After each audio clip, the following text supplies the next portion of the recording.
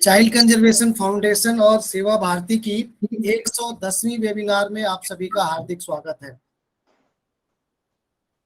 Juvenile justice board और child welfare committee के आज लगभग 9 राज्यों मध्य प्रदेश, छत्तीसगढ़, बिहार, राजस्थान, गुजरात, त्रिपुरा, आसाम, हरियाणा से 45 प्रतिभागी अभी जुड़े हुए हैं और आगे जुड़ने वाले हैं। इस बारे में आज का जो हमारा विषय है, जिस विषय पर हम चर्चा करने वाले हैं, जुवेनाइल जस्टिस बोर्ड की कार्य प्रणाली, उसमें आने वाली दिक्कतों के बारे में हम सीधे इंटरेक्शन करने वाले हैं। हमारे साथ जुड़ी हुई है स्वप्नश्री मैडम, स्वप्नश्री सिंह मैडम। आप डिप्टी सेक्रेटरी हैं Madhya Pradesh state legal services authority Jabalpur high court के अंदर। 2015 से 2018 तक आप मंडला में प्रिंसिपल मजिस्ट्रेट रही हैं और 2018 से 2021 तक आप नरसिंहपुर में एज ए प्रिंसिपल मजिस्ट्रेट रही हैं। मध्य प्रदेश में आपने मध्य प्रदेश का रिप्रेजेंटेशन किया है रीजनल कॉन्फ्रेंस, सुप्रीम कोर्ट और हाई कोर्ट में कई मुद्दे जुवेनाइल जस्टिस बोर्ड से संबंधित मुद्दों पर। और आपने मध्य प्रदेश में जो पहला इनिशिएटिव लिया है जुवेनाइल जस्टिस बोर्ड को to make an ideal JJB in Narsinghpur. तो आपका कार्यकाल में आपने नरसिंहपुर में एक आइडियल जेजेबी की स्थापना करी है। आज का जो हमारा विषय है प्रोसीजर ऑफ जेजेबी, इस पर बातचीत करने के लिए मैं आमंत्रित करता हूं आदरणीय स्वप्नश्री सिंह मैडम को। Madam, over to you.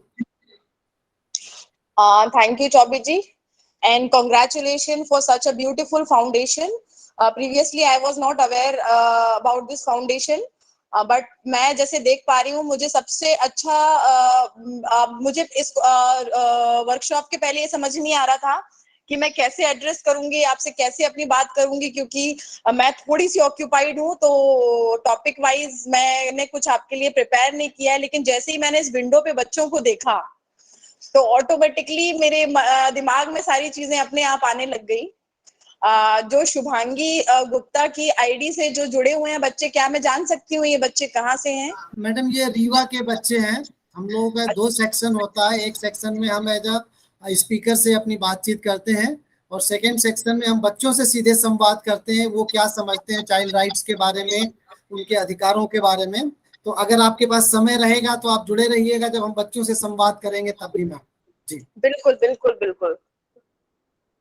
तो सबसे पहले तो चूंकि जैसे मुझे बताया गया है कि CWC के मेंबर्स, जुवेनाइल जस्टिस बोर्ड के मेंबर्स कनेक्टेड हैं इसमें, तो मैं जैसा कि हमेशा कहती हूँ, मैं फिर कहूंगी कि जैसा हम सभी जानते हैं कि बच्चे देश का भविष्य है और उस भविष्य को संवारने का अवसर हम सबको प्रदान किया गया है। मतलब सच अ बिग रिस्पॉन्सिबिलिटी है हमारे ऊपर कि हमें इतना पायस और पवित्र कार्य के लिए ईश्वर ने चुना है, चाहे वो किसी भी तरह और किसी भी माध्यम से हो। तो सबसे पहले हम उस मंशा के साथ किसी भी इंस्टीट्यूशन में रहें और उसी इंस्टीट्यूशन में काम करें। पर्सनल हमें अपनी जो हम जिस वजह से वहां पर हैं, हमको अपनी उस व्यक्तिगत योग्यता का वहां परिचय देना है और उस दिशा में कार्य करना है जहां बच्चों का सर्वोत्तम हित ही हमारी प्राथमिकता हो। So far as legal issues concern, जैसे कि मुझे बताया चौबे जी ने कि सेक्शन 12 जो है बेल से रिलेटेड है, उसके बारे में कुछ बताना होगा। तो सेक्शन 12 जैसे कि हमें पता है जुवेनाइल जस्टिस बोर्ड से रिलेटेड है और जब कोई भी बच्चा अरेस्ट नहीं करेंगे, हाँ कहेंगे हम उसे एप्रीहेंड होके आता है, मतलब उसे पकड़ा जाता है। इसको शुरू करते वक्त मैं ये चीज जरूर बोलूंगी कि आप अपनी शब्दावली का बहुत ज्यादा ध्यान रखें। कभी भी जब आप जुवेनाइल जस्टिस बोर्ड या CWC में काम करते हैं तो आप बच्चों के लिए किन शब्दों का प्रयोग करते हैं, ये बहुत महत्वपूर्ण है कि हम किन शब्दों का प्रयोग करते हैं। जैसे कि अभी कल परसों ही मेरे पास कॉल आया था किसी जिले से और उन्होंने बताया कि वहां के अपचारी बालक भाग गए। तो सबसे पहले वो भागना तो मेरे लिए किनारे वर्ड हो गया, लेकिन जो अपचारी वर्ड है वो मुझे हिट कर गया। और ये मुझे हिट नहीं किया, मेरे से पहले सबसे पहले सुप्रीम कोर्ट को हिट किया ये। तो सबसे पहले हमें बच्चों को, जो जुवेनाइल्स हैं, हमें उनको अपचारी शब्द नहीं कहना। अपचारी इज अ नेगेटिव वर्ड, तो हम उसे अपचारी ना कहें। हम एक्ट में बताया गया है कि हम उसे विधि उल्लंघन करता कह सकते हैं। इवन मैं तो ये कहूंगी कि विधि का उल्लंघन करता बालक भी somehow as a negative word, तो आप उसे विधि से संघर्षरत बालक कहें, बहुत पॉजिटिव है, बहुत अच्छा है। ऑब्वियसली कॉन्फ्लिक्ट है उनका लॉ के साथ, और इसलिए वो विधि से संघर्ष कर रहे हैं किसी तरह से, तो वो बात कहें। अब जहां तक जमानत की बात है, ये हमें पता है कि जमानत उनका अधिकार है, और न केवल जुवेनाइल्स को, एडल्ट्स को भी जमानत एक सामान्य सिद्धांत है और जमानत न देना अपवाद है। लेकिन हम पता नहीं क्यों इसको दूसरे तरीके से सोचते हैं कि जमानत न देना सामान्य सिद्धांत है, जमानत देना अपवाद है। हम आपवादिक मामलों में, जहां बड़े छोटे मोटे मामले दिख रहे हैं, हम वहां जमानत देने का सोचते हैं, और नॉर्मली हम ये कोशिश करते हैं कि बच्चा जो है वो उसको हम जमानत ना दें फॉर अ सेफर साइड। जहां तक जुवेनाइल जस्टिस एक्ट का संबंध है, जमानत जो है वो जुवेनाइल जस्टिस एक्ट में बड़ी दूसरी मंशा है। उसमें जमानत वर्ड भी हम क्यों कहें, बड़ी दूसरी मंशा। हम ऐसे बच्चों को जमानत नहीं देते हैं वहां जहां हमें ऐसा लगता है कि उन बच्चों को हमारी जरूरत है। केवल उस कंडीशन में हमें बेल को डिनाई करना है, और ये हम उनके हित के लिए कर रहे हैं, क्योंकि हमें ऐसा लगता है कि उनके, देखिए ये इस चीज में कोई विवाद नहीं है कि बच्चों को माँ बाप से ज्यादा, उनके माता पिता से ज्यादा उचित संरक्षण कोई नहीं दे सकता। बट जैसा कि हम देखते हैं कि हमारे पास ऐसे बच्चे आते हैं जो, जिनकी सामाजिक परिस्थितियां उनके प्रतिकूल ही होती हैं, अनुकूल नहीं होती हैं। और बीइंग अ पेरेंट, जिन पेरेंट्स को हम जानते हैं या हम देखते हैं, उनके बच्चे बड़ी अनुकूल परिस्थितियों में होते हैं, इसलिए हम ऐसा सोचते हैं कि माता पिता से ज्यादा उचित संरक्षण बच्चों को कोई नहीं दे सकता।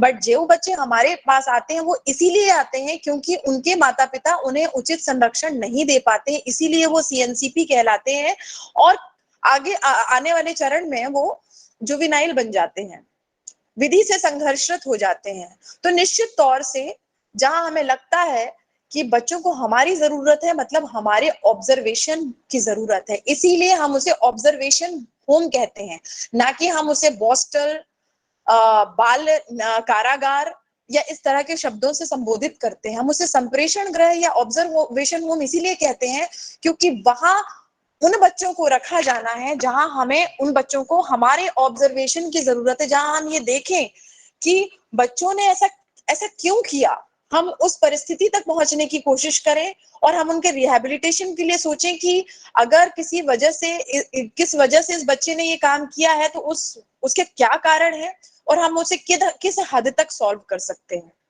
निश्चित रूप से ऐसे बच्चे जो बहुत ही ग्रामीण पृष्ठभूमि से हैं, निर्धन पृष्ठभूमि से हैं, माता पिता बाहर मजदूरी करने जाते हैं या शराब के आदी हैं या किसी आपराधिक गतिविधियों में संलिप्त हैं, ऐसे बच्चे ही अपराध की ओर अग्रसर होते हैं जुवेनाइल जस्टिस बोर्ड में, और ऐसे ही बच्चे एट द सेम टाइम सीएनसीपी भी हो जाते हैं।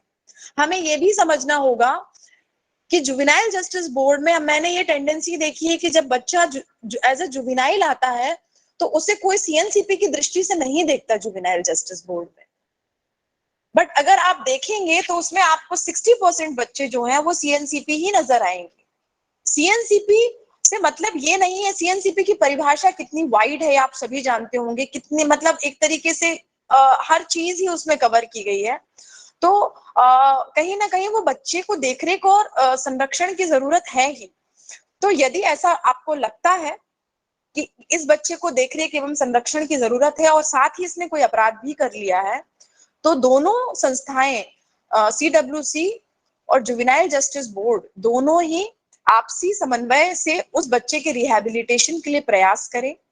अगेन यहाँ बात आती है समन्वय की, जो सबसे ज्यादा समन्वय ही सबसे बड़ा इशू हो रहा है, चाहे जुवेनाइल जस्टिस बोर्ड हो, चाहे बाल कल्याण समिति हो, सीडब्ल्यूसी हो।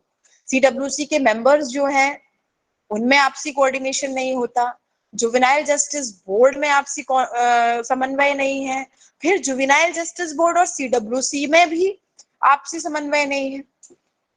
देखिए, जब तक हम ये सोचेंगे कि कौन सुपीरियर है और कौन इंफीरियर है, तब तक ये समस्या खत्म नहीं होगी। आप इसे पिलर्स की तरह देखें। सीडब्ल्यूसी एक पिलर है, जुवेनाइल जस्टिस बोर्ड एक पिलर है, और उन पिलर्स के अंदर सब पिलर्स हैं जिनके ऊपर बच्चों की जिम्मेदारी है, जिनके ऊपर ऐसी छत है जहां बच्चे हैं, जहां बच्चे रह रहे हैं, जहां बच्चों का भविष्य है। तो अगर एक पिलर साथ छोड़ देगा तो दूसरे पिलर कैसे बच्चों की उस छत को संभाल पाएंगे? तो इसीलिए हमें उसी मंशा के साथ काम करना है, और हम किसी व्यक्ति विशेष के आचरण पर नियंत्रण नहीं कर सकते हैं। हो सकता है कुछ लोग ऐसे हों जिन्हें ये बात समझ में ना आती हो। मैं बात कर रही हूँ प्रिंसिपल मैजिस्ट्रेट की भी और मेंबर्स की। मेरा कहना सिर्फ ये नहीं है कि मेंबर्स समन्वय में नहीं करने का प्रयास नहीं करते हैं, या प्रधान मैजिस्ट्रेट्स जो हैं वो मेंबर्स के साथ कोऑर्डिनेशन में काम नहीं करते हैं। मैं एक होल एंड सोल पर्सपेक्टिव में बात कर रही हूँ। तो ये दोनों चीजों में तो कोऑर्डिनेशन की बात ही नहीं है, क्योंकि दोनों का काम ही अलग अलग है। जहां तक काम की बात है, देखिए, आप जुवेनाइल जस्टिस बोर्ड की जहां मैं बात करती हूँ, पहले भी मैंने ये बताया है कि जुवेनाइल जस्टिस बोर्ड में जो 2 मेंबर्स हैं, वो उनकी इस योग्यता के कारण वहां रखे गए हैं क्योंकि उनको बच्चों के क्षेत्र में अपेक्षाकृत प्रधान मजिस्ट्रेट से ज्यादा अनुभव प्राप्त है। और प्रधान मजिस्ट्रेट को निश्चित रूप से बिना किसी संदेह के जुडिशियल साइट में कानून के बारे में ज्यादा मालूम है। क्यों? क्योंकि वो उसी प्रकार की विशिष्ट योग्यता रखते हैं, अनुभव रखते हैं, और वही उनका जोन है। तो दोनों के और इन तीनों को क्यों मिला के एक पीठ बनाई गई? क्योंकि बच्चे को दोनों की जरूरत है। कानून की भी जरूरत है, कानून के संरक्षण की भी जरूरत है, और साथ ही साथ ऐसे संवेदनशील व्यक्तियों की भी जरूरत है जो उन बच्चों को समझ सके, उन बच्चों के साथ अधिक संवेदनशीलता से व्यवहार कर सके। और इसीलिए ये ऐसे 3 लोगों का गठन किया गया, जिसमें महिला को भी प्राथमिकता दी गई। क्यों? क्योंकि ऐसा माना जाता है कि महिलाएं पुरुषों से अपेक्षाकृत ज्यादा संवेदनशील होती हैं, क्योंकि वो माँ की भूमिका में होती हैं। जीवन के किसी ना किसी पड़ाव में वो माँ की भूमिका में होती हैं। तो इसलिए वो बच्चों की साइकोलॉजी को बहुत ज्यादा अच्छे तरीके से पुरुषों की अपेक्षा समझ सकते हैं। ऐसा नहीं है कि पुरुष नहीं समझ सकते। कई कई अवसरों पर देखा गया है कि पुरुष ज्यादा संवेदनशील पाए जाते हैं, बट मेजॉरिटी वाइज ऐसा देखा जाता है।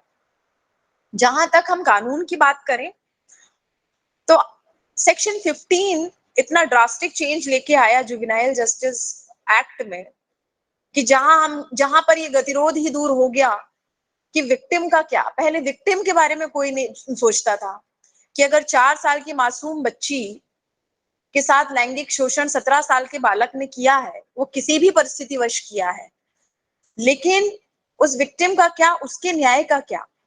तो धारा 15 को इंट्रोड्यूस किया गया 2015 में कि ऐसे बच्चे जो वयस्क की भांति जिनकी मनोवृत्ति विकसित हो चुकी है और सामाजिक परिस्थितियों ने उन्हें उस क्राइम की ओर नहीं धकेला था, उनकी मानसिक स्थिति और शारीरिक स्थिति ऐसी नहीं थी जिसकी वजह से वो उस अपराध की ओर अग्रसर हुए, ऐसे बच्चों को normal criminal justice, conventional criminal justice system में के तहत उनको ट्रीट किया जाना चाहिए, और इसीलिए सेक्शन 15 इंट्रोड्यूस की गई।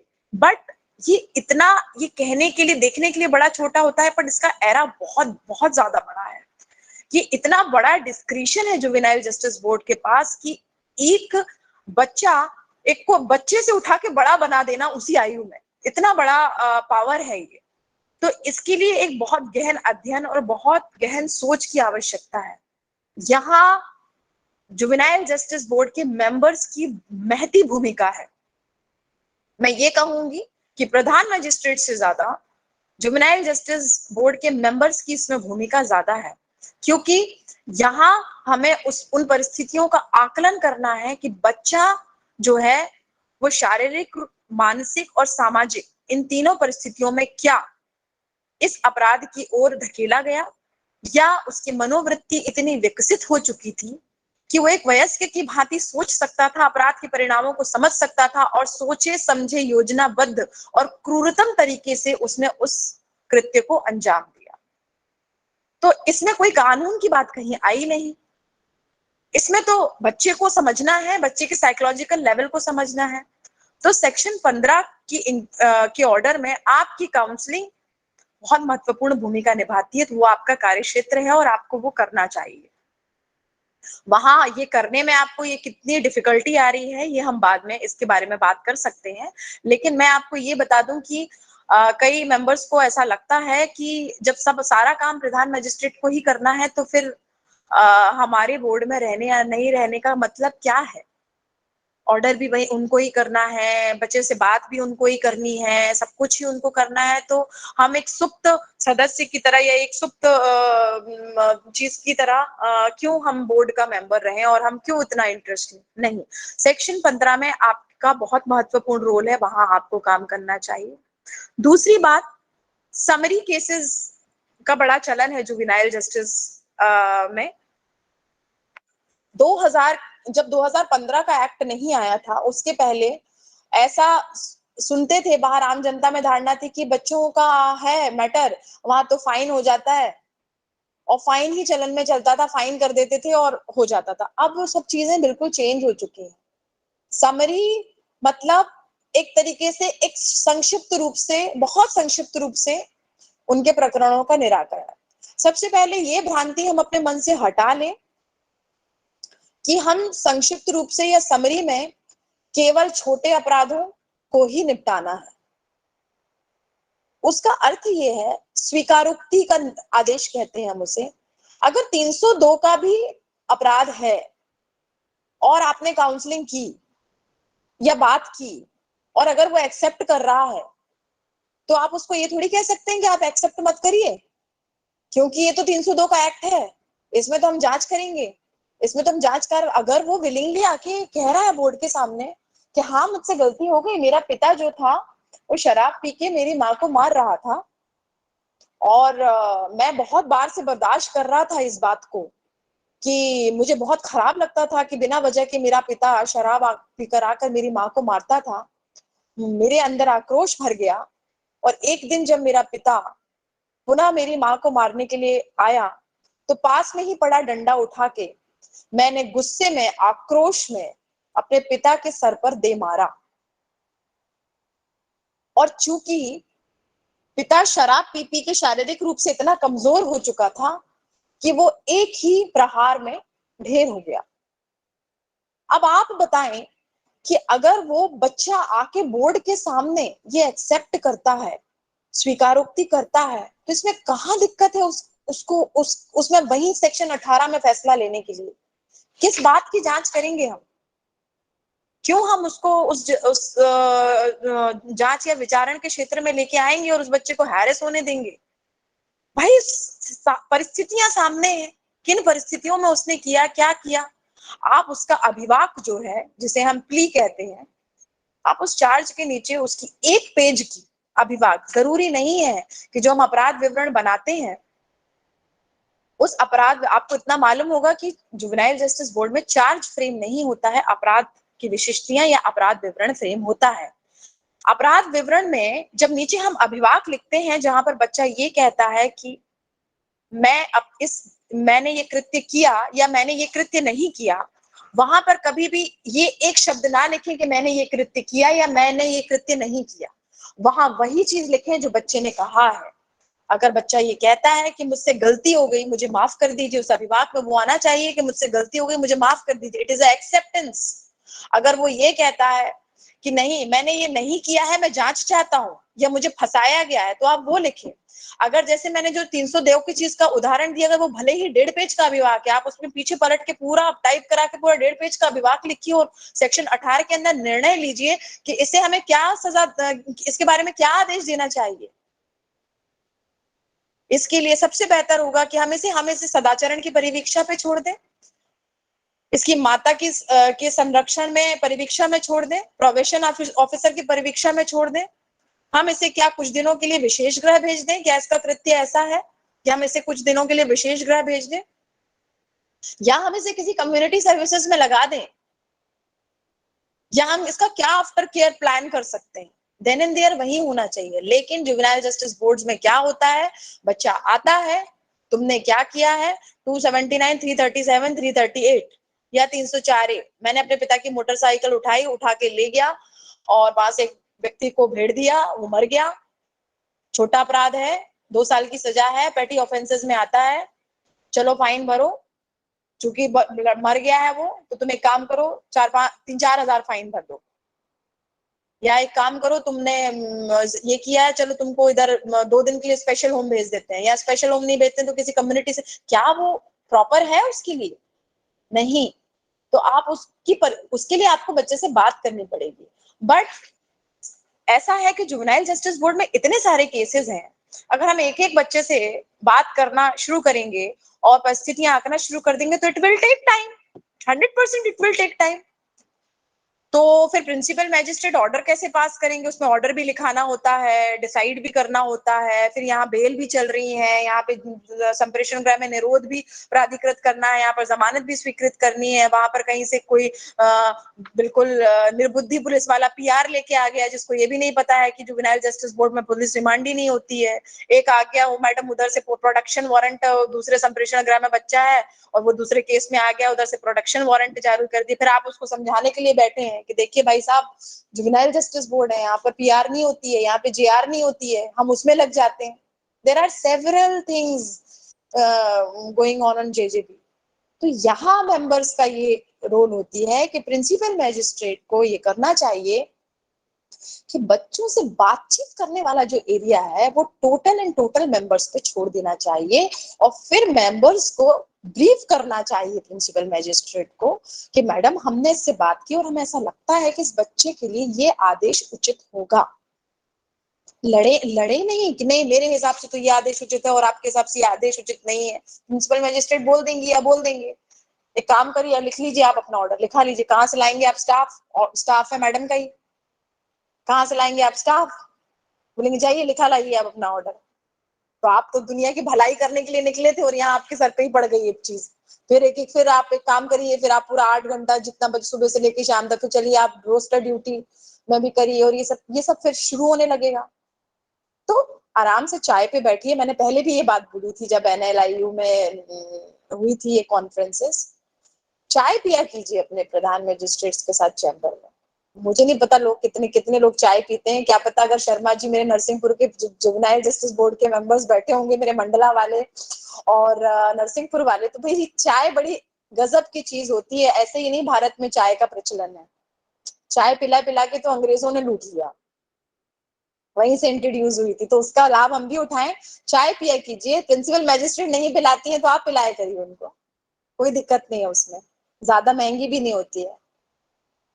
एक चाय जरूर पिया कीजिए, चाय पीते पीते बड़ी शालीनता से एक दूसरे के साथ समन्वय बिठाइए, और बच्चों से बातचीत करने वाला जो एरिया है वो आप अपने पास लीजिए और बोलिए मैडम से या सर से कि सर हम एक काम करेंगे, हम बात करेंगे बच्चों से और आपको ब्रीफ करेंगे ताकि आपको जुडिशियल ऑर्डर पास करने में टाइम मिल सके। समझते हैं मैडम आपके ऊपर बहुत वर्कलोड हो जाता है, बहुत दिक्कत, आपको ये भी देखना होता है वो भी देखना होता है। आप काम करिए, सेक्शन 15 की काउंसलिंग हम पे छोड़िए, बेल के लिए बच्चों से बात करने का एरिया हम पे छोड़िए, स्वीकारोक्ति की जजमेंट के लिए बात करना है हम पे छोड़िए, संप्रेषण गृह में हम देखते हैं कहीं कोई अनियमितताएं तो नहीं चल रही हैं, शेल्टर होम्स में कोई अनियमितताएं हम विजिट करके आते हैं, कहीं कोई दिक्कत तो नहीं आ रही है, बच्चों को किसी चीज की जरूरत तो नहीं, हम BC से कनेक्ट हो जाएंगे बच्चों के लिए, बच्चों को और किन किन चीजों की जरूरत है हम एक्सप्लोर करते हैं उस एरिया को, रिपोर्ट फाइल करते हैं, अपन डिसाइड करते हैं। बहुत सारे एरिया है, इन सब एरिया में आप जो है काम कर सकते हो। यही यही एक्ट की मंशा थी, इसीलिए 2 मेंबर्स को रखा गया और यही एक्ट की मंशा थी। अब दूसरी बात यह है कि ऐसा भी हो सकता था कि एक प्रिंसिपल मैजिस्ट्रेट होते और एक सोशल वर्कर होते, 2 लोगों से बोर्ड बन जाती, तो तीसरा मेंबर क्यों डाला? तीसरा मेंबर इसलिए डाला कि अर्जेंसी सबको हो सकती है, हो सकता है प्रधान मजिस्ट्रेट ना हो उस समय पे, या सोशल वर्कर कहीं गए हों, तो कम से कम एक सदस्य बोर्ड में बना रहे जो किसी अत्यावश्यक परिस्थिति को के साथ डील करने के लिए उपस्थित हो। ऐसा ना हो कभी कि कोई बच्चा जो है डिप्राइव हो जाए किसी वजह से कि बोर्ड नहीं है, बोर्ड की सिटिंग नहीं है, ऐसा नहीं हो। तो इसलिए हमारे पास 3 मेंबर्स होते हैं। और ड्यूटी रोस्टर के बारे में भी आप जानते ही हैं कि ड्यूटी रोस्टर का प्रावधान है। एक ड्यूटी रोस्टर बनता है आपके जुवेनाइल जस्टिस बोर्ड में, जिसमें अवकाश के दिनों में मेंबर्स जो होते हैं वो ड्यूटी रोस्टर में आके कार्य करते हैं। और कार्य क्या करते हैं, अगर कोई अर्जेंट मैटर आ जाता है। देखिए हम लोग भी जब बीइंग अ जज ही हूं मैं, आपको जज वाला एक्सपीरियंस, जब हम लोग भी जब होली दिवाली और अवकाश होता है तो हमारी भी रिमांड ड्यूटी लगती है नॉर्मल डेज में। तो होता क्या है कि एक मैजिस्ट्रेट जो होता है वो हमेशा बना रहता है, चाहे फिर वो किसी भी कोर्ट का कोई काम होता है तो अगर वो अर्जेंट, उसके लिए टाइम निर्धारित होता है, 2 घंटे का टाइम होता है, 3 से 5 का टाइम होता है। तो जैसा कि मुझे बताया गया था, मैं स्टार्ट ही करती हूँ, नहीं तो समय बहुत हो जाएगा, चीजें इतनी हैं।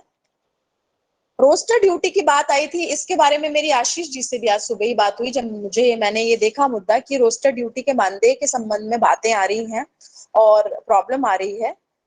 तो मेरी उनसे भी बात हुई और मेरे ख्याल से दतिया से कोई मिले भी थे उनसे जाके।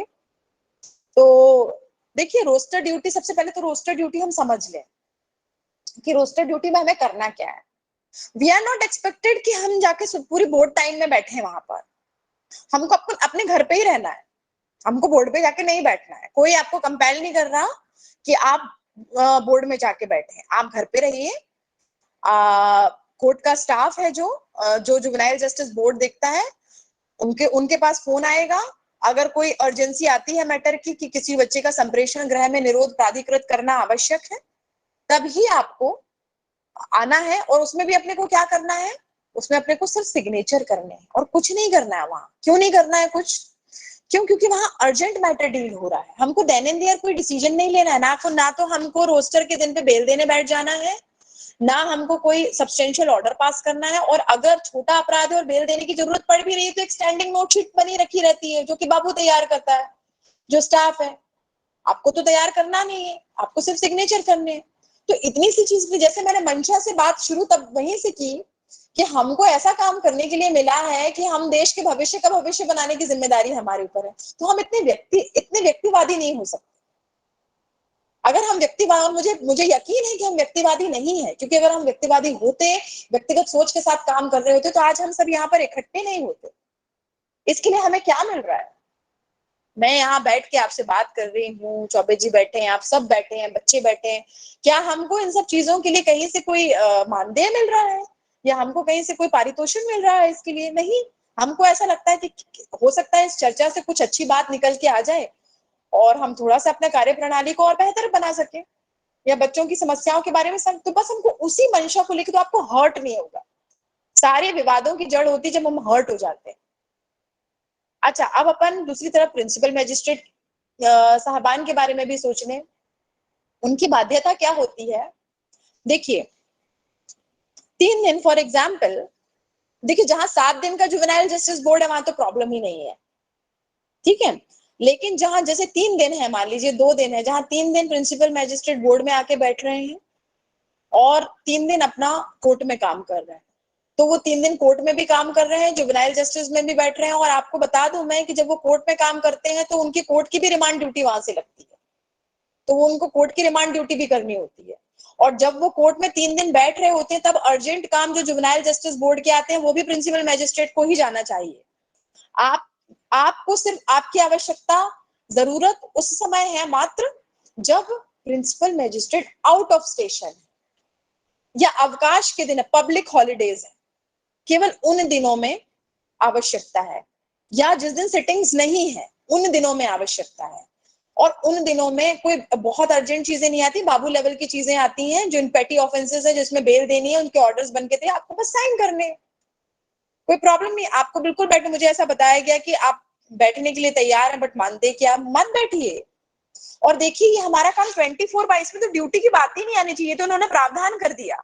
अगर प्रावधान नहीं भी होता तो हम बच्चों के लिए, अगर हम किसी लीगल इंस्टीट्यूशन के साथ जुड़े हुए हैं तो हम 24/7 जिम्मेदार हैं अगर हम किसी दूसरे जिले में भी गए हैं और अगर हमको वहां कोई बच्चा जो दिख गया कि जो कि अपराध का शिकार हो रहा है या कहीं है, तो ये हमारी मॉरल और हम बीइंग अ मेंबर हमारी ये ड्यूटी बन रही है कि हम कैसे उस बच्चे को रेस्क्यू करें। तो क्या हम वहां पर मानदेय की बात करेंगे? नहीं करेंगे ना वहां पे हम बात। हमको 24 अगर हम जा रहे हैं किसी रेस्टोरेंट में खाने के लिए और एक छोटू हमको चाय सर्व कर रहा है, तो हमारा दिमाग वहां जाना चाहिए कि ये छोटू जो है ये चाय क्यों सर्व कर रहा है, ये तो जुवेनाइल जस्टिस एक्ट की परिधि में आ रहा है। हमको सोच के साथ काम करना पड़ेगा, तब ये सारी गतिरोध जो है वो दूर होंगे। तो ये चीजें जो है, और मुझे ये भी बताया गया है कि अब आपका जो ऑनोरियम है वो भी बड़ा एक्सटेंड हो रहा है। पहले आपका जितना था उससे अब एनहांस हो रहा है, कुछ ही दिनों में वो अप्रूव हो जाएगा, तो आपको एनहांस्ड ऑनोरियम मिलेगा। चीजें बदलेंगी और चीजें बेहतर होंगी। देखिए धीरे धीरे चीजें बदलेंगी, धीरे धीरे और चीजें अच्छी होंगी। तो ये इन चीजों की तरफ आप ध्यान ना दें। जेल और दूसरी एक इशू आया है कि जेल और शेल्टर होम्स के निरीक्षण में सदस्यों को शामिल नहीं करना। मैं तो ये कहती हूँ सदस्यों को ही करना चाहिए, वो शामिल क्या नहीं करना, उनको ही करना चाहिए, क्योंकि वहां कोई लॉ रिलेटेड चीजें नहीं हो रही हैं, लीगल पॉइंट चीज वहां तो उनको ही करना चाहिए। तो इसके बारे में जरूर हम कोशिश करेंगे कि जुवेनाइल जस्टिस कमेटी तक ये बात पहुंचाएं कि जेल निरीक्षण और गृहों के निरीक्षण में सदस्यों को क्यों नहीं शामिल किया जा रहा है, और अगर ऐसा है तो जरूर इस समस्या को हाईलाइटेड किया जा रहा है। मुझे लगता है, मुझे नहीं पता कि ऐसा कहाँ हो रहा है, बट मुझे ऐसा मेरे नॉलेज में नहीं है कि कोई भी प्रधान मजिस्ट्रेट ऐसा कर रही है कि कर रहे हैं कि सदस्यों को निरीक्षण में शामिल नहीं कर रही है। वो तो बहुत आवश्यक है। इवन मेरा तो सजेशन यही रहता है कि प्रिंसिपल मजिस्ट्रेट्स को जानने की आवश्यकता नहीं है, निरीक्षण तो दोनों मेंबर चले जाएं। मैं अपने मेंबर से कई बार बोलती थी कि मुझे पता चला एक लड़के को मैंने सिवनी भेज दिया, वो लड़का बड़ा बदमाशी कर रहा था, वो लड़का दूसरे बच्चों को भी प्रभावित कर रहा था, उसको विशेष ऑब्जर्वेशन की आवश्यकता थी और 18 से ऊपर भी हो रहा था, तो मैंने उसे प्लेस ऑफ सेफ्टी भेजा उस बच्चे को। और जब वो 1 महीने बाद वो बच्चा मेरे सामने आया तो उस बच्चे का वेट एकदम गिर गया था, एकदम वजन घट गया था, एकदम शांत हो गया था और अलग ही हो गया था। फिर मुझे बाद में पता चला कि वहां की व्यवस्थाएं बहुत खराब, बच्चों से बहुत ही पानी भरवाया जाता है और टॉर्चरिंग भी है बच्चों की, और वहां पे ओवर क्राउडिंग भी है और बच्चों के साथ अच्छा व्यवहार नहीं होता है। तो मैंने अपने मेंबर से कहा कि शर्मा जी और आप लोग, उनको गोस्वामी मैडम थी, मैंने बोला आप लोग एक आध दिन चले जाइए सिडनी और देख आइए क्या है वहां, क्योंकि मैं तो यहाँ पर जा नहीं पाती हूँ क्योंकि मेरे को जुडिशियल काम भी देखना होता है, बहुत सारी जिम्मेदारियां। तो आप लोग चले जाइए, एक रिपोर्ट बना के ले आइए क्या कैसा है वहां। तो इतना फेथ अपने मेंबर्स पे होना पड़ेगा, करना पड़ेगा, तभी काम होगा। तो इसको हम कोशिश करेंगे कि इसको हम आगे जाके ऐसी वर्कशॉप प्लान करें जहाँ पे कोशिश करेंगे, मैं प्रपोज करूंगी या सजेशन दूंगी कि हमारे सालसा के स्टेट लीगल सर्विस अथॉरिटी के माध्यम से ही ऐसी कोई वर्कशॉप आयोजित की जाए जिसमें लीगल फेटर्निटीज और आप लोग सब एक साथ भागीदार हो, पार्टिसिपेट करें। और ये जो संवेदनशीलता की बातें हैं और जो इस तरीके, क्योंकि ये वन वे नहीं हो सकती, मैं आपको संवेदनशील करके क्या करूंगी अगर जो दूसरा ही पार्ट संवेदनशील नहीं हो पाएगा। तो इसलिए सबको संवेदनशील होना आवश्यक है। तो कोशिश करेंगे कि हम ऐसी कोई वर्कशॉप प्रपोज करा सके, क्योंकि स्टेट लीगल सर्विस अथॉरिटी में भी नेशनल लीगल सर्विस अथॉरिटी के अंदर चाइल्ड फ्रेंडली स्कीम है। और नेशनल लीगल सर्विस अथॉरिटी जो अभी तक ऑनरेबल जस्टिस यू ललित साहब उसके चेयरमैन थे सुप्रीम कोर्ट, अब ऑनरेबल जस्टिस चंद्रचूड़ उनको सक्सीड करेंगे। और अभी स्टेट लीगल सर्विस अथॉरिटी में भी हमारे चेयरमैन ऑनरेबल जस्टिस शील नागू जो कि एडमिनिस्ट्रेटिव जज हाई कोर्ट हैं वो हैं। और वो बहुत ही उनका भी रुझान बड़ा बच्चों के लिए और इस तरीके से अगरीब लोगों की मदद करने के लिए है। तो हम जरूर उस चीज को एड्रेस करेंगे, तो आप निश्चिंत रहें। बोर्ड के द्वारा जिले के स्कूलों में जागरूकता कार्यक्रम आयोजित करने पर आपत्ति मैजिस्ट्रेट द्वारा करना, मैं ये समझ नहीं पा रही कि आपत्ति किसके द्वारा की जाती, मैजिस्ट्रेट मतलब प्रधान मैजिस्ट्रेट? जी मैडम, प्रधान मजिस्ट्रेट के द्वारा। इसमें इशू ऐसा है कि बोर्ड मेंबर्स जब भी बाहर किसी कार्यक्रम के लिए जाते हैं, बता करके भी जाते हैं, तो उनका एब्सेंट लगा दिया जाता है। तो कोई भी अवेयरनेस कार्यक्रम, जैसा आपने प्रारंभ में ही बताया था कि हम सोशल वर्कर हैं, हम थानों में जा करके, स्कूल में जा करके कहीं पर भी अवेयरनेस कैंप जब भी प्लान करते हैं हमारे सदस्य, तो उस दिन उनका एब्सेंट लगा दिया जाता है। अब यहाँ प्रॉब्लम होता है कि वो बता के जाने के बाद भी अगर एब्सेंट लग जा रही है तो डिस्करेज होता है ऑटोमेटिकली। इसका मैं आपको तरीका बताती हूँ, हर चीज का एक तरीका होता है। आपकी मंशा ये है कि आप बच्चों को जागरूक करना चाहते हैं, अवेयर करना चाहते हैं उनके लीगल राइट्स के बारे में। आप एक काम करिए, आप जिला विधिक सेवा प्राधिकरण के थ्रू अवेयरनेस कैंप करिए, आपको कोई नहीं रोकेगा।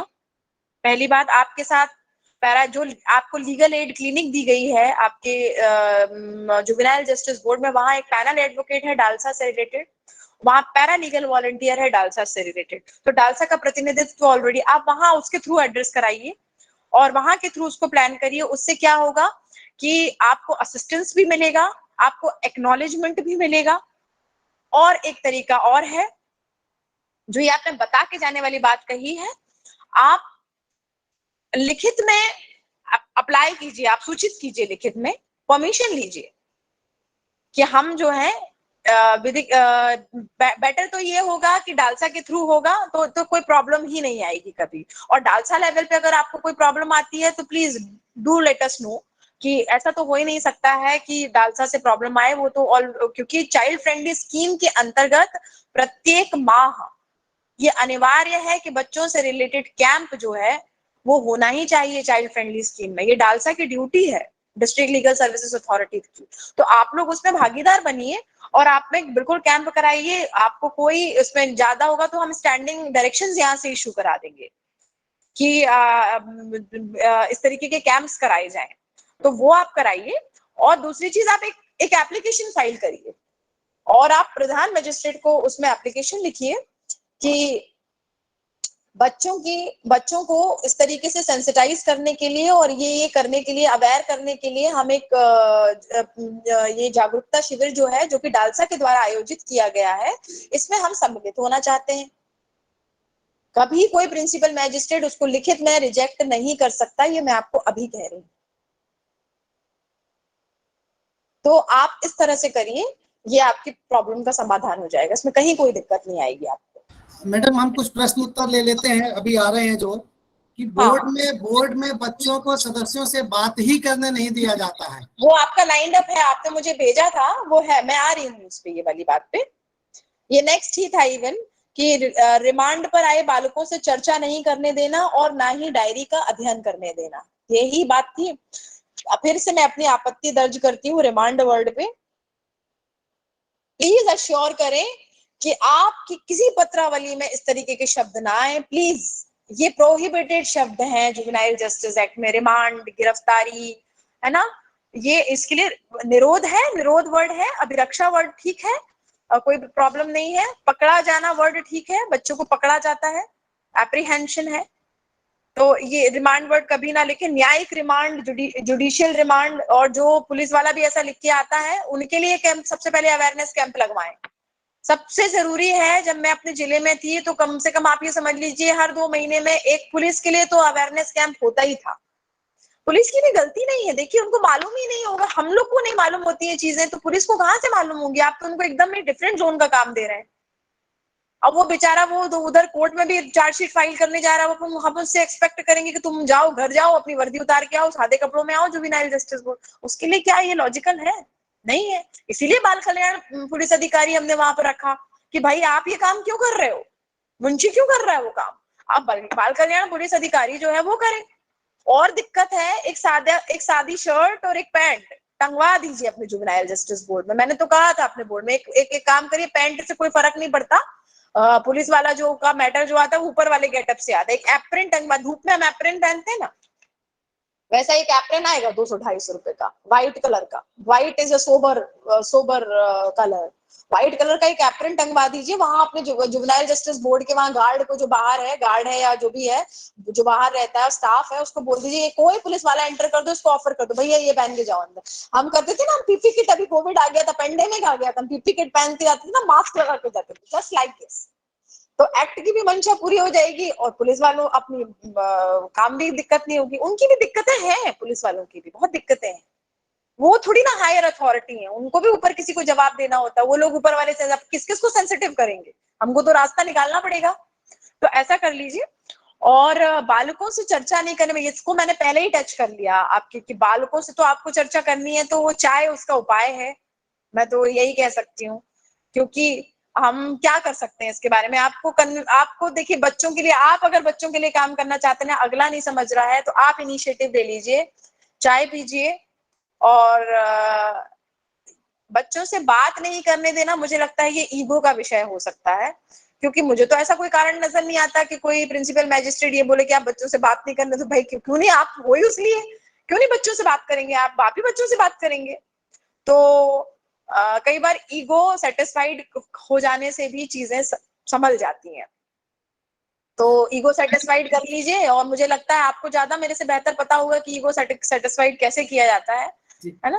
मैडम, तो इस सत्र को हम थोड़ा ओपन भी करेंगे, पर उसके पहले कुछ प्रोसीजर के बारे में 4-5 प्रश्न आए हैं, मैं सारे इकट्ठा पढ़ दे रहा हूँ, आप 2-4 के जवाब दे दीजिए। फिर काफी सदस्यों ने हैंड रेज किया, 2-4 प्रश्न उनके भी लेंगे।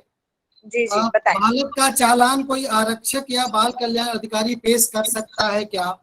बालक द्वारा किसी अन्य व्यक्ति का एक्सीडेंट होता है जिससे उस व्यक्ति का कोई अंग मैं को क्षति चौधरी जी, होती मुझे है? एक एड्रेस मैं भूल जाऊंगी, आपका पहला वाला प्रश्न भूल जाऊंगी मैं। ठीक हाँ ठीक। हाँ, पहला आपका क्या है कि कौन कौन प्रोड्यूस करता, चार्जशीट कौन पेश कर जी सकता है? जी। चार्जशीट तो देखिए, एथिकली तो चार्जशीट किस बाल कल्याण पुलिस अधिकारी को ही प्रस्तुत करना चाहिए, या स्पेशल जुवेनाइल पुलिस यूनिट का कोई सदस्य भी हो सकता है। लेकिन चूंकि व्यावहारिक परेशानियां आती हैं, तो कोई भी प्रोड्यूस, जो इन्वेस्टिगेशन ऑफिसर भी प्रस्तुत कर सकता है, आरक्षक भी प्रस्तुत कर सकता है। शर्त बस इतनी है कि वो कपड़े उसके सादे हो।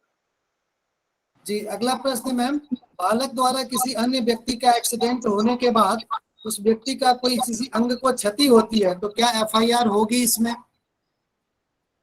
बालक के अंग को क्षति होती है? नहीं, जिसका एक्सीडेंट किया है उसने, उसको क्षति होती है तो एफआईआर क्यों नहीं होगी? तो हो गया ना, तो मोटर व्हीकल एक्ट का केस बन गया, जी। है ना? ठीक जी। साइबर क्राइम में अगर दोनों नाबालिग हैं तो ऐसी स्थिति में पुलिस क्या करे? मतलब जिसके जी, समझ गए। साइबर क्राइम में तो देखिए, दोनों नाबालिग हैं, तो देखिए नाबालिग है इसलिए तो वो जुवेनाइल जस्टिस सिस्टम में आया, नहीं तो वो अक्यूज होता। तो अगर जो दोनों हैं, कंसेंशुअल भी हैं, तो भी ऑफेंस तो हुआ। और लड़की तो विक्टिम की ही श्रेणी में है, लड़की को तो हम डाल नहीं सकते अक्यूज की श्रेणी में, जब तक कि उसने, क्योंकि देखिए आजकल सिस्टम भी उल्टा हो चुका है, आजकल लड़का लड़की कुछ नहीं हो रह गया। हो सकता है कि लड़की ने साइबर क्राइम में, हो सकता है कि लड़की साइबर क्राइम में इन्वॉल्व हो, तो लड़की जुवेनाइल बनेगी। ऑफेंस जिसने किया है जुवेनाइल वो बनेगा, और दूसरा विक्टिम बनेगा। तो दोनों में से 100% एक विक्टिम होगा और एक जुवेनाइल होगा। क्या 164 का बयान सदस्य पढ़ सकते हैं? सदस्य सब कुछ पढ़ सकते हैं, 164 क्या क्यों नहीं पढ़ सकते? जी। सब कुछ पढ़ सकते हैं सदस्य सब। भाई वो बोर्ड है, बोर्ड के उनसे मिलके बोर्ड बना है, उनको वही शक्तियां प्राप्त हैं जो प्रधान मजिस्ट्रेट को प्राप्त है। बट ऑर्डर्स वगैरह जो होते हैं वो इसलिए नहीं करते क्योंकि उसमें उन्होंने शैक्षणिक योग्यता नहीं ली है, अनुभव नहीं है उसके बारे में। और ये चीजें अपीलेबल ऑर्डर होते हैं, हाईकोर्ट जाते थे, रिवीजन होते, सीधे रिवीजन का पावर हाईकोर्ट को, और अपील फाइल होती है सेशन कोर्ट में। तो इसीलिए ये ऑर्डर जो है वो प्रधान मजिस्ट्रेट करते हैं, क्योंकि वो उनका काम है। अदरवाइज ऐसा नहीं है कि उन्होंने वो कर दिया तो वो इलीगल हो जाएगा। एक दो प्रश्न हम लेंगे, फिर बच्चों से बात चले। मनु श्रीवास्तव जी ने हैंड रेज किया है, मनु जी आप अपनी बात रखें। मनु श्रीवास्तव जी। सर नमस्ते, मैं विदिशा जेजेबी मेंबर हूँ, मनु श्रीवास्तव। सर मेरा एक क्वेश्चन, एक निवेदन है सर। अभी आजकल हमें देखने में आ रहा है कि अधिकतर 302, 307 के केस में बच्चे को बालिग बनाकर पुलिस द्वारा पेश कर दिया जाता है बड़ी कोर्ट में। अब सर जब तक वो प्रूव होता है, उसके आयु एज डिटर्मिनेशन होता है, तब तक बच्चा 6-7 महीने तक अंदर रहता है बड़ी जेल में। तो उसके मानसिक रूप से काफी व्यथित हो जाता है। हमारे यहाँ 2-3 केस आ चुके हैं। इस बारे में मेरा निवेदन है आपसे कि ऊपर ऐसा कोई अपन एक सिस्टम बनाए कि जैसे ही वो बच्चे का आवेदन आए बड़ी कोर्ट में, डिस्ट्रिक्ट कोर्ट वगैरह में, तो जेल में या तो एक ऐसा मेन्यू भेज दिया जाए कि उसे बच्चे की तरह ही ट्रीट किया जाए। इसके लिए हम लोग क्या कर सकते हैं सर? देखिए, ये प्रॉब्लम ही नहीं आएगी, ये प्रॉब्लम ऐसे नहीं आएगी। आपको शायद एक प्रावधान की तरफ मैं आपका ध्यान आकर्षित करती हूँ। जुवेनाइल जस्टिस एक्ट में जुवेनाइल जस्टिस बोर्ड का ये कर्तव्य है कि वो प्रत्येक मंथ जाकर जेल में निरीक्षण करे कि क्या कहीं कोई जुवेनाइल बच्चा तो नहीं उसके अंदर हो गया है। अगर आप रेगुलर विजिट करेंगे वहां पर, तो आप वहां से निरीक्षण करने का तरीका ये है कि आप वहां पर 21-22 साल से लेके 18 तक के बच्चों को खड़ा करवा लीजिए कि हम आज उनके साथ परिचर्चा करेंगे, हम उनके साथ कैंप करना चाहते हैं, हम सबके साथ कैंप नहीं करना चाहते, हम उनके साथ बात करेंगे। जब आप उनसे बात करेंगे तो आपको प्राइमा फेसी ही देखने से बच्चे को पता चले, आपको लग जाएगा कि ये बच्चा जुवेनाइल है या नहीं है। या आप एड्रेस करिए कि क्या आप में से कोई ऐसा बच्चा है, कोई ऐसा कैदी है जो जब आपकी एफआईआर हुई थी तब आपकी उम्र 18 वर्ष थी, या खुद ही क्वेरी कर लीजिए कि तुम्हारी उम्र क्या है, या यदि आपको लगता है कि ऐसा है, तब अगर आपको वहां पर लगता है कि बच्चा जुवेनाइल हो सकता है, मात्र आपको संदेह है, आपको मालूम नहीं है, क्योंकि उस बच्चे को खुद ही नहीं मालूम होता, वो गांव का निरक्षर बच्चा होता है, उसको नहीं पता होता कि उसकी बर्थ डेट क्या है। वो तो जब लीगल सिस्टम में आता है तब वकील साहब उसको सजेशन देते हैं कि भाई तुम अवयस्क हो सकते हो, तो चलो तुम्हारा ये केस बड़ा वो हो रहा है, तो एक काम करते हैं, गंभीर है, तो तुमको अगर जुवेनाइल बनवा देते हैं हम, तो तुमको सजा कम हो जाएगी। तो ये तो उसको लीगल सिस्टम में आने के बाद पता चलता है।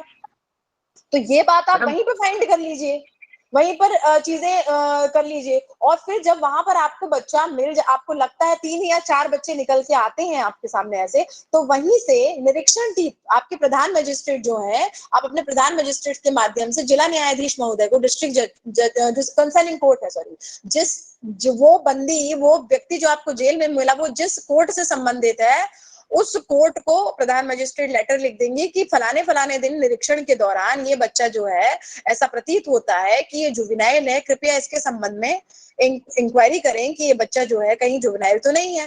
पहला तरीका। दूसरा तरीका, वहां से आपको जब डॉक्यूमेंट्स मिल गए, ये तब की बात है कि अगर बच्चे ने आपको जेल में ही डॉक्यूमेंट दे दिए कि नहीं मैं तो हूं, जब आपको पता चल गया, तब आप डायरेक्ट कोर्ट को लिखते हैं। दूसरी बात, वहीं पर जेल में भी लीगल एड क्लिनिक है, वहां के भी पैनल एडवोकेट्स हैं, पैरा लीगल वॉलंटियर्स हैं, आप वहां के माध्यम से कंसर्निंग कोर्ट को प्रतिवेदन भिजवाइए, पहली बात। तीसरा तरीका ये हो सकता है कि आप उस बच्चे के माध्यम से, जेल सुपरिटेंडेंट के माध्यम से आवेदन उस कोर्ट में लगवाइए, उसकी इंक्वायरी शुरू हो जाएगी। तो वो जो आप ये कह रहे हैं ना कि लेटर स्टेज पे जो चीज जाके होती है, वो प्राइमरी स्टेज पे हो जाएगी। एक दूसरी चीज और ये है कि मैंने ये सजेशन दिया था, जब आपकी ये होती है मीटिंग, होती है त्रैमासिक मीटिंग, होती है रिव्यू मीटिंग होती है डिस्ट्रिक्ट में, तब वहां पर आप अपने एसपी साहब से रिक्वेस्ट कराइए उस मीटिंग में कि जब भी कोई बच्चा जो 21 साल से लेकर 18 तक की आयु का दिख रहा है, तो उसकी एज डिटर्मिनेशन जो है प्राइमरी स्टेज पे थाने लेवल पे कर लिया जाए, मतलब उसका आधार कार्ड या कुछ भी जो है वो डॉक्यूमेंट ले लिया। ऐसे ही देखते हैं कि थाने वाले जो है सीधे उसको लिख देते हैं 19 साल, एज वेज का कुछ उसमें होता ही नहीं, देखा जाएगा बाद में कि 18 का निकलता है कि 17 का निकलता है। तो अगर हम ऐसा कुछ इनिशिएटिव डीजे साहब के थ्रू एसपी साहब से रिक्वेस्ट करके कर लें कि जो कम एज वाले बच्चे जो किशोर हैं, 21 साल जो लगते हैं कि 21 साल तक की आयु के हो सकते हैं, उनका हम कोई आईडी कार्ड या एज डिटर्मिनेशन रिलेटेड डॉक्यूमेंट ले ले प्राइमा स्टेज पे। और जेल में भी हम ऐसी व्यवस्था करा सकते हैं कि जब जेल में कोई बच्चा एंटर होता है तो हम जेल लेवल पे, जेल अथॉरिटी के लेवल पे भी वहां पर एज डिटर्मिनेशन का एक प्राइमरी लेवल का कुछ सुनिश्चित करा ले, तो ये समस्या का समाधान हो सकता है। Thank you ma'am. एक प्रश्न और लेंगे, फिर हम बच्चों की तरफ चलेंगे। डॉक्टर प्रतिभा चतुर्वेदी, आप अपना प्रश्न लें। डॉक्टर प्रतिभा चतुर्वेदी अपनी बात रखेंगी। और इसी बीच हमारे अध्यक्ष जी जुड़ गए हैं, doctor Raghavendra Sharma, x chairman है मैडम मध्य प्रदेश स्टेट चाइल्ड कमीशन के। आपका स्वागत है। एक प्रश्न के बाद हम बच्चों से संवाद करेंगे, फिर मैडम से प्रश्न लेंगे। डॉक्टर प्रतिभा जी अपनी बात रखें जी। नमस्कार, मैं डॉक्टर प्रतिभा भोपाल से, चौबीस के साथ दोनों लोग हैं। तो मैडम आपकी आवाज कट कट के आ रही है, मैं बहुत अच्छे से नहीं सुन पा रही हूँ आपको। मैडम मैं भोपाल से जेजेबी मेंबर, अभी आवाज आ रही है? नहीं, आपकी आवाज आ रही है पर ब्रेक हो रही है बीच बीच में। आप थोड़ा सा अपना वो चेंज करिए, मैं लोकेशन चेंज करती हूँ, चेंज करिए थोड़ा। हाँ। अभी ठीक आ रही है आवाज आपकी? मैं मैडम तो हम लोग को कहीं दिक्कत आ रही है, कर पा रहे। आपकी आवाज बिल्कुल नहीं आ रही है। आप चैट बॉक्स में लिख दीजिए अपना क्वेश्चन। मैं अरे अभी भी नहीं आ रही? नहीं आ रही है? हाँ जी अभी आ रही है? जी जी। हाँ, तो मैं यही कि जैसे काउंसलर जो आपने बताया कि हिंदी काम कर, हमें उनसे बात करना जरूरी है, लेकिन वो बात नहीं करने दी जाती तो वो कोऑर्डिनेट करके देखती। और दूसरा मेरा वो पुलिस वाले हैं, पता चलता है कि मैडम आपकी आवाज नहीं आ रही है, चैट बॉक्स में लिख दीजिए। हम बच्चों की तरफ चलेंगे सीधे। रीवा, चलिए ठीक है। आप चैट बॉक्स में डाल दीजिए। मतलब कि आप बच्चों के साथ एक जगह से जुड़िए, अपना बंद कीजिए जी। हेलो बच्चों, नमस्ते। नमस्ते करो साहब। नमस्ते बच्चों, आपको आवाज सुनाई दे रही है? आपको क्या समझ में आया? कुछ बातचीत करनी है आपको या हम ही आपसे बातचीत करेंगे? मैडम ममता जी, लैपटॉप जी के सर। सामने बच्चों को बिठा दीजिए।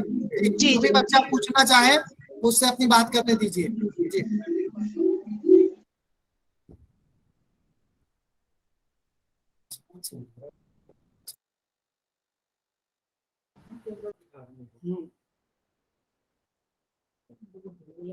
सर दिव्य ज्योति स्कूल के बच्चे हैं और इसके अलावा जो सामने बच्चे देख रहे हैं सर, ये स्लम बस्ती है, लेकिन इसको हम स्लम बस्ती नहीं कहते, इसको हम दिव्य नगरी कहते हैं सर।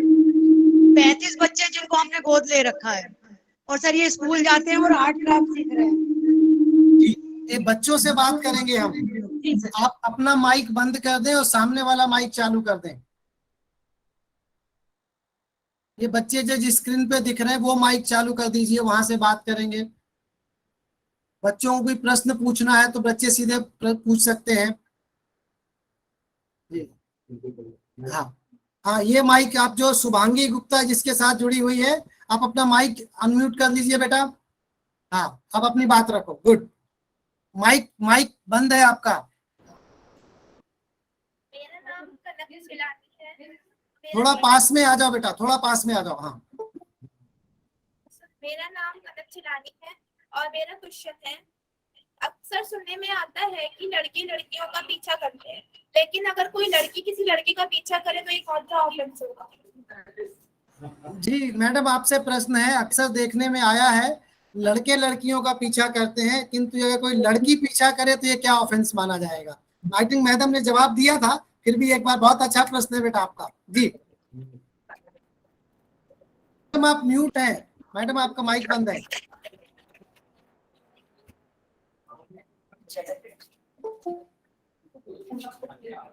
मैडम आपका माइक अभी भी बंद है।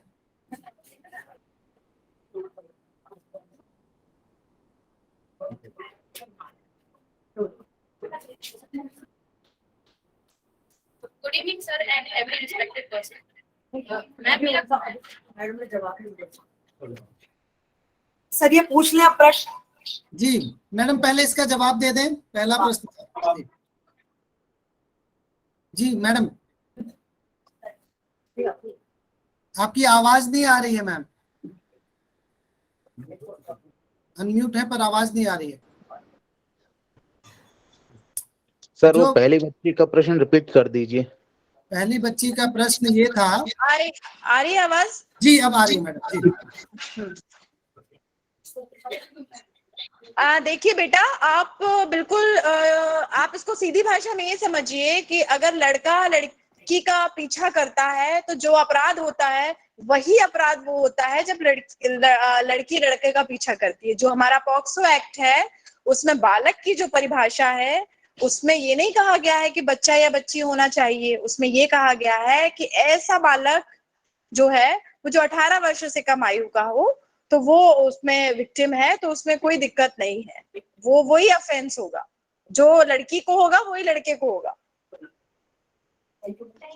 जी अगला प्रश्न पूछिए बेटा। Good evening ma'am and every respected here. Ma'am मेरा क्वेश्चन ये था कि जैसे कुछ बच्चे कॉम्पिटिटिव एग्जाम्स की तैयारी करते हैं और जब वो एग्जाम देते हैं तो उनको आरक्षण की वजह से अपनी डिजर्व जॉब या पोजीशन नहीं मिल पाती है, तो उन्हें देख के हम जैसे बच्चों का मनोबल टूटता है, तो हम ऐसे हालात में क्या करें? बेटा मुझे लगता है आप थोड़ा कानून से संबंधित प्रश्न पूछिए इस फोरम पर, ये डिफरेंट फोरम का प्रश्न है। ये बेटा नहीं मैं बताती हूँ बेटा, ये काम तो तब हो सकता है कि जब आप किसी पॉलिटिकल पोस्ट पे जाओगे पढ़ लिख के, और आप कुछ ऐसी नई चीज लेके आओगे जहाँ सबको समानता मिले, और आप इस विषय पर जब सोचोगे तभी ये काम हो सकता है बेटा, मुझे लगता है। तो इसके लिए आपको बहुत सारा पढ़ना पड़ेगा और आपको ऐसे इनोवेटिव काम करने पड़ेंगे। मैडम प्रतिभा जी के जो प्रश्न थे उन्होंने चैट बॉक्स में डाले हैं। बच्चों के साथ बातचीत करने नहीं दी जाती है और संघर्षरत बच्चों ने अपराध नहीं किया है, फिर भी पुलिस वाले बहुत सारा चार्ज लगा देते हैं, इसके लिए क्या करना चाहिए? तो लगा लेने दीजिए चार्ज, आप हटा दीजिए चार्ज, आप हैं इसलिए हटा दीजिए, बिल्कुल छोड़ दीजिए बच्चे को। आपको तो भाई आपको तो वो हाई कोर्ट लेवल वाले पावर है, मैजिस्ट्रेट को तो फिर भी सोचना पड़ता है कानून की परिधि में। आप तो बच्चे के बेस्ट इंटरेस्ट के लिए जो ऑर्डर करना चाहें वो ऑर्डर कर दीजिए, किसी को भी ऑर्डर कर दीजिए। आप बच्चे के बेस्ट इंटरेस्ट में काम करिए, आपकी काम में कोई बाधा आ ही नहीं सकती, ये मैं आपको अश्योर करती हूँ, so far as higher authorities are concern. जी हाँ बेटा, अपनी बात रखिए, आप क्या कह रहे हैं? My name is Prateeksha and we are students of class 12 और मेरा क्वेश्चन, आवाज थोड़ा पास से बोलिए, आवाज नहीं आ रही है। बच्चों के लिए क्या अधिकार है? बच्चों के क्या अधिकार हैं? जी मैडम, बच्चों के अधिकार, आप बच्चों सबसे पहली बात तो मैं ये कहूंगी इन वन वर्ड, वो सारे अधिकार जो सबको है वो बच्चों को भी है। अब सबको क्या अधिकार है? सबको क्या अधिकार है? अच्छी तरीके से रहने का कॉन्स्टिट्यूशनल राइट है, कहीं पे भी जाने का, अपनी बात कहने का, शिक्षा का, वो सारे राइट्स आपको हैं। बच्चों के बेटा राइट्स तो किसी से अलग थोड़ी है, सारे राइट्स हैं। ये पूछो कि बच्चों को क्या राइट नहीं है, बच्चों को सारे राइट्स हैं। बट राइट्स के साथ साथ बेटा हमको अपनी फंडामेंटल ड्यूटीज के बारे में भी ध्यान रखना है। तो इसके लिए हमको क्या करना पड़ेगा? हमको संविधान में जो फंडामेंटल ड्यूटीज है ना, आपके मूल कर्तव्य, वे मूल अधिकार जो सभी नागरिकों के लिए हैं, वही मूल अधिकार जो है सभी बच्चों के हैं। और बच्चों को तो ज्यादा अधिकार है, शिक्षा का अधिकार है ना, बच्चों को पोषण का अधिकार है, स्वास्थ्य का अधिकार, सभी जो सबको है वही आपको भी। नेक्स्ट, अगला प्रश्न पूछिए बेटा। Good afternoon. Child liberation right कितने हैं और क्या क्या है? क्या मैं समझ नहीं आया मुझे। चाइल्ड एजुकेशन राइट कितने हैं और क्या क्या है? चाइल्ड एजुकेशन राइट कितने हैं?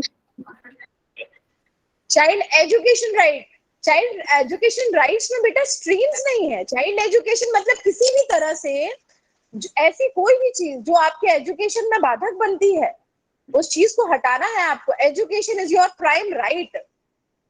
किसी भी तरीके से अगर आपकी एजुकेशन, शिक्षा को बाधित किया जाता है किसी भी व्यक्ति के लिए, तो ये सुनिश्चित किया जाएगा कि उस बाधा को हटाया जाए और आपको शिक्षा सुनिश्चित कराई, चाहे वो उच्च शिक्षा प्राप्ति की बात हो, चाहे वो आपको प्राथमिक शिक्षा की बात हो, किसी शिक्षण संस्थान में प्रवेश लेने की बात हो, कहीं से ट्रांसफर सर्टिफिकेट इशू कराने की बात हो, किसी स्कूल में एडमिशन लेने की बात हो, निःशुल्क शिक्षा का प्रावधान सुनिश्चित कराने की बात हो, ग्रामीण कोटे से आपको एंट्री दिलाने की बात हो, आरक्षण की बात हो, शिक्षा से संबंधित सभी राइट्स आपके।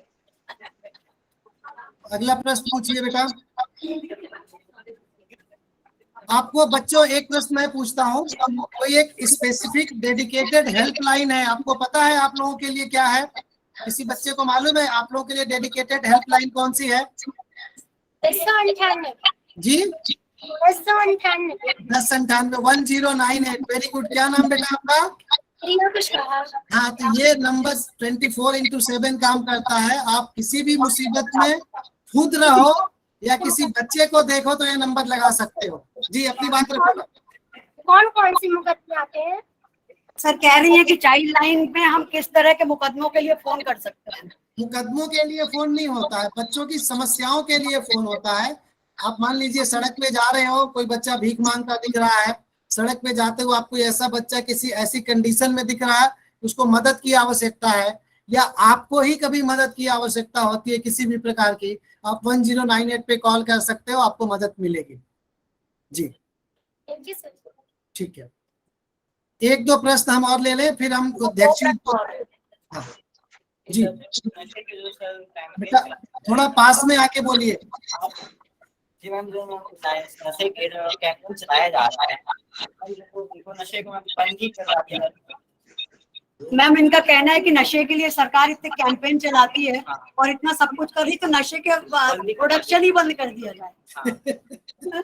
जी मैम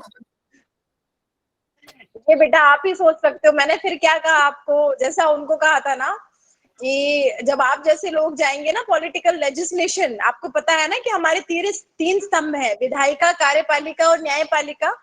विधायिका का काम होता है कि आप ही में से कुछ लोग चुन के जनप्रतिनिधि बनते हैं और वो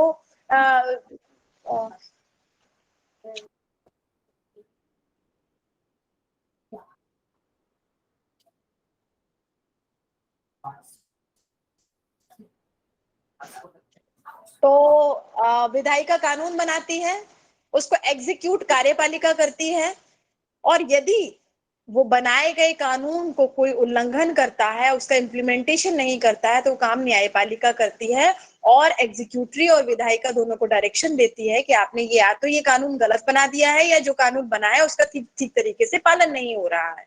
ठीक है, तो ये जो विषय आपने जो प्रश्न पूछा, ये विधायिका से संबंधित प्रश्न था, कानून बनाने का प्रश्न था, है ना। और हम इसके बारे में कानून इसलिए नहीं बना पाते हैं क्योंकि एट द सेम टाइम कोई भी चीज सीमा से अधिक खराब होती है, सीमा तक कोई भी चीज खराब नहीं होती है। जो ये आप नशे की बात करते हैं, ये नशा इसलिए बना, नशा चाय का भी होता है, नशे से नशा वर्ड ही अति का द्योतक है। अगर कोई चीज लिमिट में हो तो वो नशा कह ही नहीं पाएगी, हो नहीं पाएगी। तो ये तो आउट ऑफ कंट्रोल वाली बात है।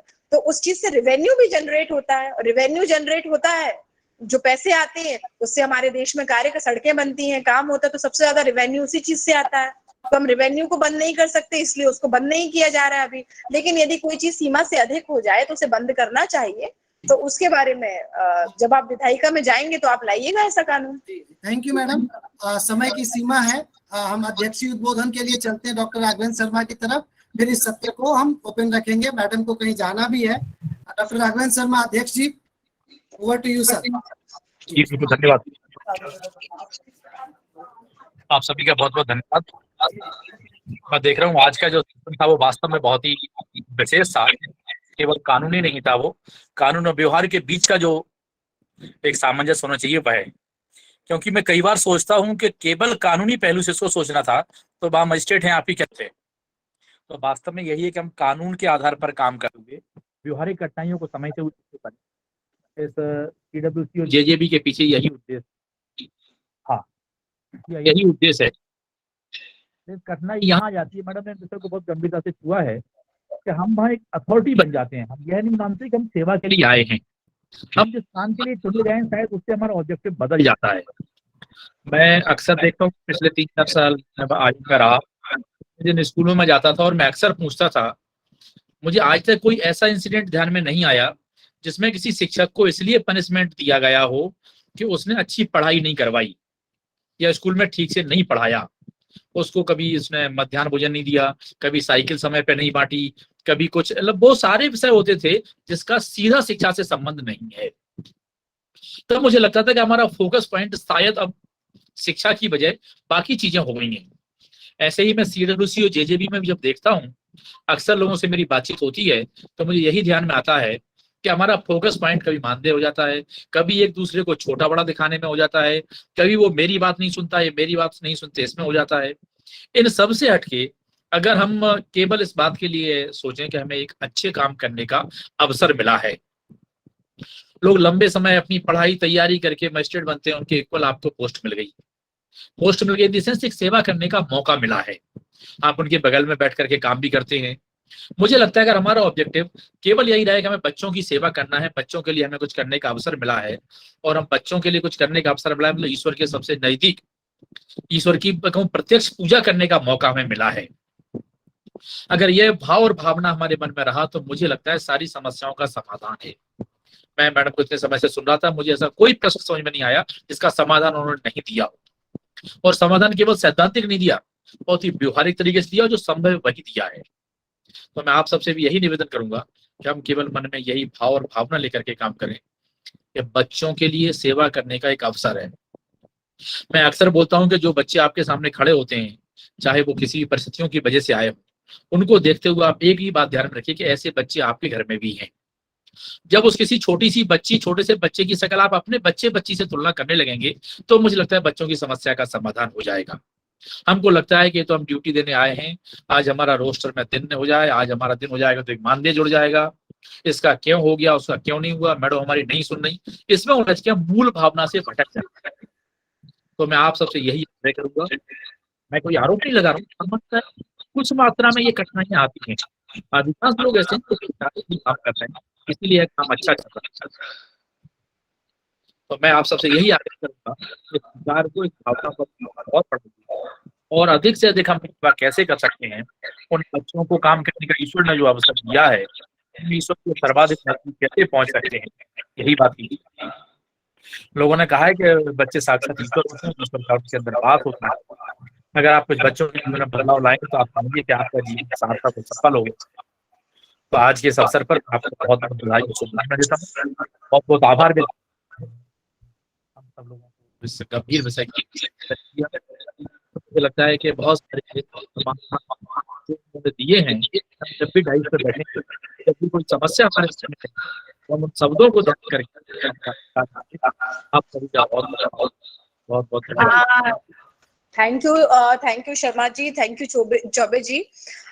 मैं हमेशा कहती हूँ 24/7 there is no limitation of time and occasion, feel free to call me any time.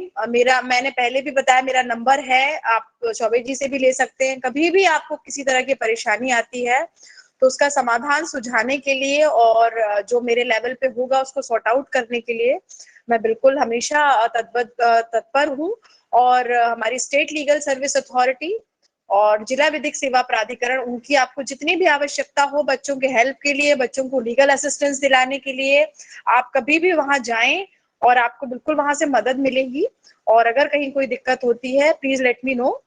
Thank you very much. और आप इसी तरीके से बहुत अच्छा सारे क्वेश्चन हैं जो बाद में आपसे लूंगा, और स्पेशली मैडम का सत्र चल रहा, बीच में छोड़ के आपने टाइम दिया, इसके लिए आपको special thanks to you ma'am. नहीं, मैं फिर आपके साथ उपस्थित होंगी, फिर कभी करेंगे, क्योंकि ये विषय इतना ब्रॉड है, समस्याएं इतनी ज्यादा हैं और इतनी सारी चीजें जो होती हैं वो 1 घंटे में सॉल्व होना आसान नहीं होता है। तो हम करेंगे। और बच्चों को देख के मुझे बहुत अच्छा लगा। और कुछ भी हो, अगर आप बच्चों के लिए अच्छा करेंगे, आप देखिए आपको क्या सेटिस्फेक्शन मिलता है। मतलब मैं 6 साल का कोई मेरे तो अंदर ड्रास्टिक चेंज आया, मैं आपको क्या बताऊं। मतलब मैं तो जज हूं ना, आप ये बताइए। I am not suppose to be like this, but I am like this, कि जो मैं आपको दिख रही हूँ कि मुझे सिर्फ बच्चों ने ही संवेदनशील बनाया। It is not my born personality, I must say. 6 साल में 1 साल 2 साल जब नए नए प्रिंसिपल मैजिस्ट्रेट अपॉइंट होते हैं, तो मैं आपको बता रही हूँ, कई प्रिंसिपल मैजिस्ट्रेट जब नए नए जाते हैं तो मेरे से डिस्कशन होती है, तो बोलते हैं अरे हम कहाँ आ गए, अरे हम कोर्ट को, हम तो जज हैं, हम कहाँ इसमें काम करेंगे। They don't like being a principal magistrate, तो कहाँ फंस गए, ऐसा वाला वर्ड आ जाता है। तो मैं उनसे एक ही बात कहती हूँ कि आज आप ये बात कर रही हो या कर रहे हो, आप मुझसे ना 6 महीने बाद बात करना, आप देखना। और जब मैं वास्तव में उनसे 6 महीने बाद बात करती हूँ तो वो क्या बात करते रहते हैं, हम बच्चों के लिए ऐसा कर सकते हैं क्या, हम बच्चों के लिए वैसा कर सकते हैं क्या, ये बच्चे ऐसे होते हैं, वो वैसे ही बात करने लग जाते हैं। तो वो अपने आप से तो बच्चे ही संवेदनशील बना देते हैं हमको बच्चे। अब यहाँ पर बात थोड़ा सा इंफीरियरिटी और सुपेरिटी की हो रही, तो जैसा शर्मा जी ने कहा, आप उस मंशा के साथ काम करिए, अपने मेन ऑब्जेक्ट को ध्यान रखिए।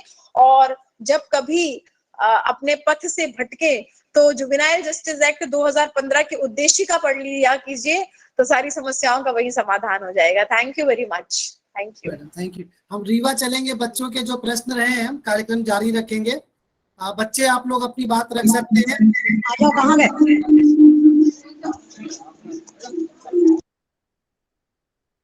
भाई साहब जुड़े हुए हैं, अभी चले गए राघवेंद्र जी।